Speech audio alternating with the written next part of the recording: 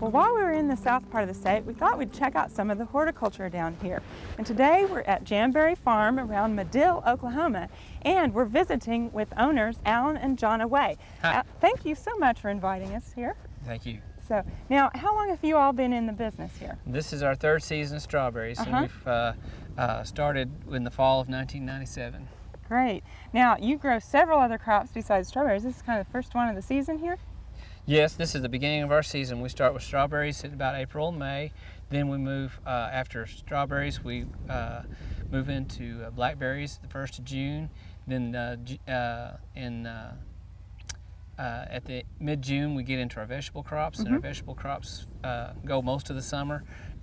July 4th, we go into watermelon and cantaloupe. All right. And we end up the season with pumpkins. In the fall, we have a big pumpkin patch, and the kids really love that. Now that's something that makes your farm a little bit different, is that you are open to the public. Yes, ma'am. We had 200 or 300 little first, and second, third graders here this morning, and they all had a big time picking strawberries. Oh, I bet that was fun. Well, we're standing out here in the middle of your strawberry field, and I bet our viewers would like to know just what the actual timetable is for this strawberry crop. Strawberries are backwards than most crops. They start in the fall, and what we do is we order our runner tips from Canada, and they grow them in Canada because they're disease-free, basically. It's the cooler climate. A runner tip looks just like this right here. It's just a piece of the plant that it produces itself, and I order these from Canada. You take it, and this part of this is where your roots come from, and basically you put a little rooting hormone, you stick it in a soil tray, keep it damp so that the top doesn't die, because it's basically on its own. Usually the mother plant takes care of it, but we have to take the mother plant's job and keep the foliage damp and kind of shaded, keep it alive. That's in mid-August. You have your beds built by September 15th, and then you work like mad to get all 28,000 plants in the field. After you get your plants in the field, and then about the mid-November, the plants go dormant, and you let them be. You watch for extreme weather. If you get down close to zero, we have some floating row covers to help kind of insulate the plants. Spring comes, your flowers come out in the spring after some fresh new foliage. You watch the weather the best you can. 28's the magic number, as you well know, and if you either have to use sprinkle irrigation or some sort of a row cover or blankets or something to cover the plants up to protect those flowers, or you're going to be delayed in your crops. And then finally, by somewhere between mid-April and the end of April, they should go into production. Okay.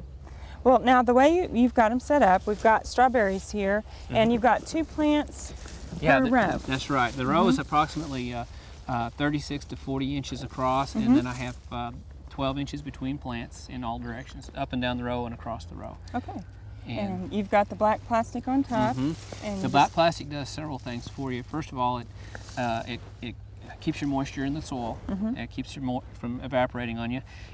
Berries tend to rot. The reason we call them strawberries is in the original way of growing berries was to grow them on straw. Okay. Well, the plastic in essence protects the berry from the soil, which causes it to rot. Okay. Now, under the plastic, then you also have a way to irrigate your strawberries. Yes, ma'am. As we built the bed, we laid in a drip tape, which has an emitter every 12 inches, which allows me to put a band of water about 12 inches wide and about 2 feet deep down the length of the bed. Great.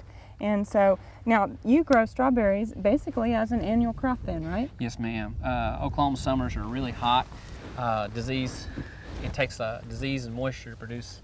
It takes heat and moisture to produce diseases. Exactly. So it's according to North Carolina, University of North Carolina, University of Arkansas, they all agree that it's better to just go ahead and treat it as an annual and avoid getting the disease into your field to begin with. Okay, so in a production basis, it's really the way to go is just to go with them as an annual crop. Yes. Okay. Well, we appreciate you letting us look around your farm, and I know that you're open pretty much all season. Yes, ma'am. People want to come out? Yes, ma'am. If you want to find out some more about us, we have a website called jamberryfarm.com, and it has on there what we're picking, what's going on, events like this summer we'll have a maze, field maze that will be quite entertaining. It'll be in the shape of Oklahoma. But all that will be on our website, and you can look it up, check us out, and come find us. Okay, well, thanks a lot. Thank you. We hope you've enjoyed this classic from the Oklahoma Gardening Vault. Remember, even though these tips and techniques are timeless, there's always something new to learn in the world of gardening. By subscribing to both Oklahoma Gardening and OK Gardening Classics, you'll have access to a wealth of gardening knowledge, both classic and contemporary.